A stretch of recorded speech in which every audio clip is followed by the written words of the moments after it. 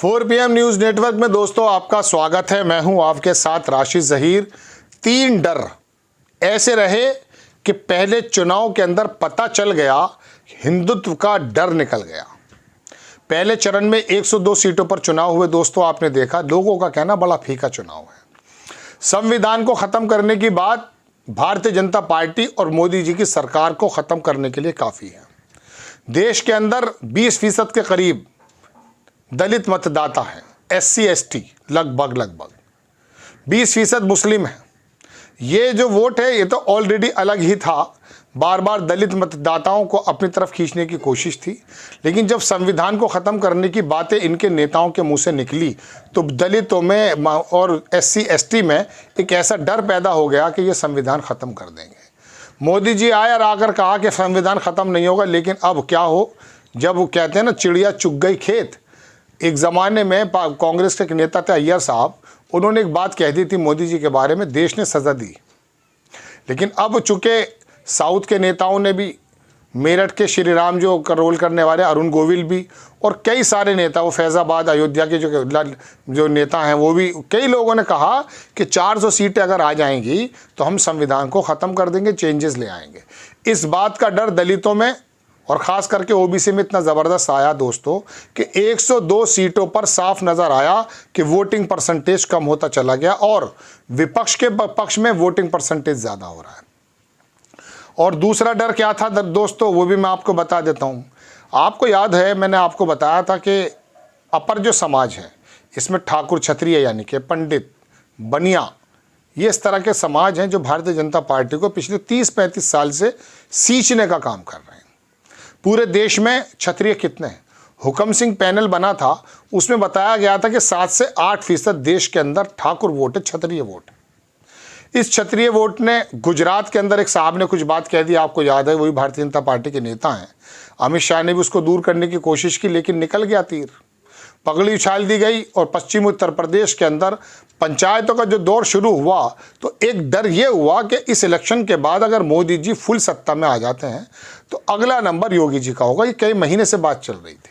ऊपर से ये भी हुआ कि गाजियाबाद वगैरह के जो VK सिंह साहब हैं, जनरल साहब, उनका टिकट काट दिया गया और बहुत सारे काम हुए। इस डर ने कि योगी जी को ख़त्म ना कर दें, क्षत्रिय समाज का जो प्रतिनिधित्व है उसको धीरे धीरे कैसे ख़त्म किया जा रहा है ये आप भी जानते हैं।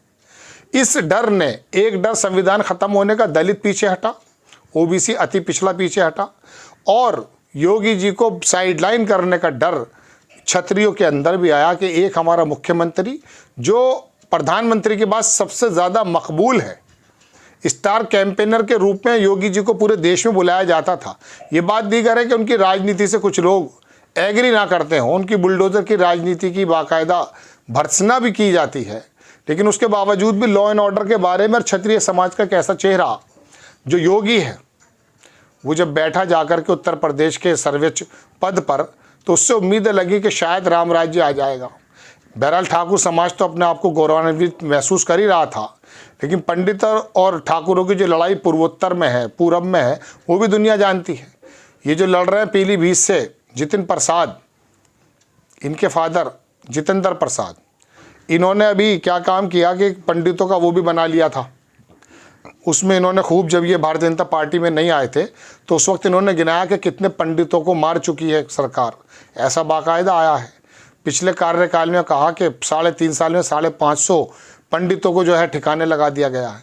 एक ये बात उड़ी थी, लेकिन बहरहाल ठाकुर समाज के बारे में जब ये हुआ कि योगी जी का डर है, योगी जी को हटाया जा सकता है, उस ठाकुर समाज ने भी अपनी कमर को कस लिया और वो 7% पूरे देश में और पश्चिमी उत्तर प्रदेश की 8 सीटों पर, अगली 8 सीटों पर भी आपको बाकायदा पता चल जाएगा कि भारतीय जनता पार्टी के लिए ये वाला डर, योगी जी को ख़त्म करने के लिए डर कैसा।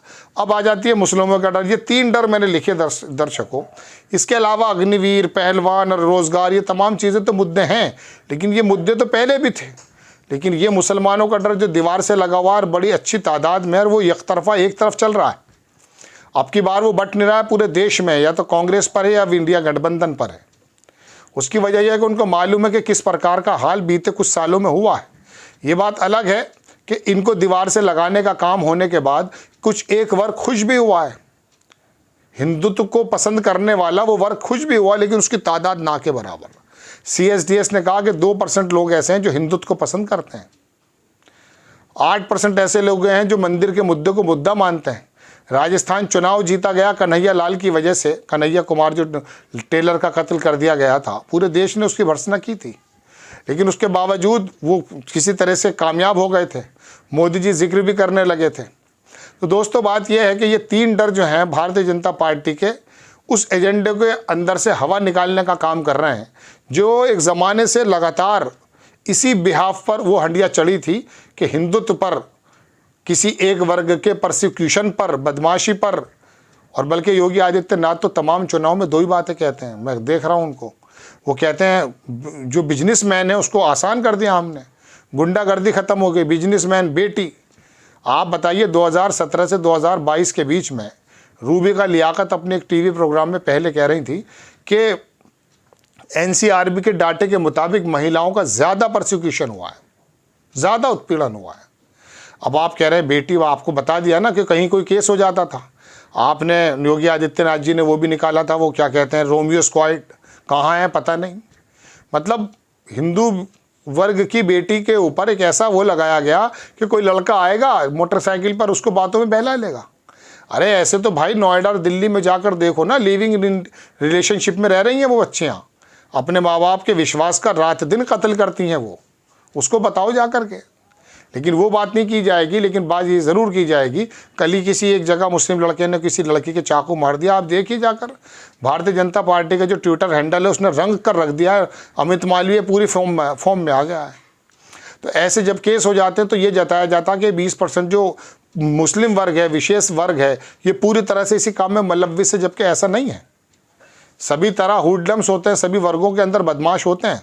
उसके लिए तो अटल बिहारी कल्याण सिंह ने अच्छा इंतज़ाम किया था, मायावती की सरकारों ने अच्छा इंतज़ाम किया था, योगी जी भी अच्छा काम कर रहे हैं। लेकिन यहाँ ये जताना, ये बताना, बहरहाल ये 3 डर दोस्तों दूर हुए। और भारतीय जनता पार्टी ने जो हिंदुत्व का डर बता रखा था, मुसलमानों का जो डर बता रखा था, वो काफूर होता जा रहा है। अब अति पिछड़ा और SC ST का जो ये संविधान ख़त्म करने का शगुफा इन्हीं की टोकरी से निकला और मनुस्मृति की बातें होने लगी, संविधान को ख़त्म करने की बातें होने लगी, वो अब निकल चुका है। 102 सीटों पे ये और 26 तारीख में फिर 88 या 90 सीटों पे चुनाव होने वाले हैं। ये दोनों चरण तो लगभग गए और बाकी चरण में तो इनका कुछ था ही नहीं। साउथ के अंदर तमाम का तमाम वोट कुछ है ही नहीं इनका। तो दोस्तों अब ये जो तीनों मुद्दे किस प्रकार से भारी पड़ जाएंगे तो आने वाला वक्त बताएगा। लेकिन फिर भी तंत्र इनके हाथ में है, नेता इनके हाथ में है और किसी तरीके से अलग जलाने की कोशिश की जा रही है। अच्छा, ऑप्शन भी नहीं बचे हैं, ये बात भी हकीकत है। तो ये 3 डर जो हैं इस हिंदुत्व के डर को दफन कर चुके हैं और इसी चरण में पता चल गया, बाकी अगले चरण में आपको और पता चल जाएगा। आपको खबर कैसी लगी अपनी राय कमेंट्स बॉक्स में ज़रूर दीजिए। चैनल को सब्सक्राइब कीजिए, शेयर कीजिए। नेक्स्ट टाइम में किसी खबर के साथ हाजिर होता हूँ। जय हिंद।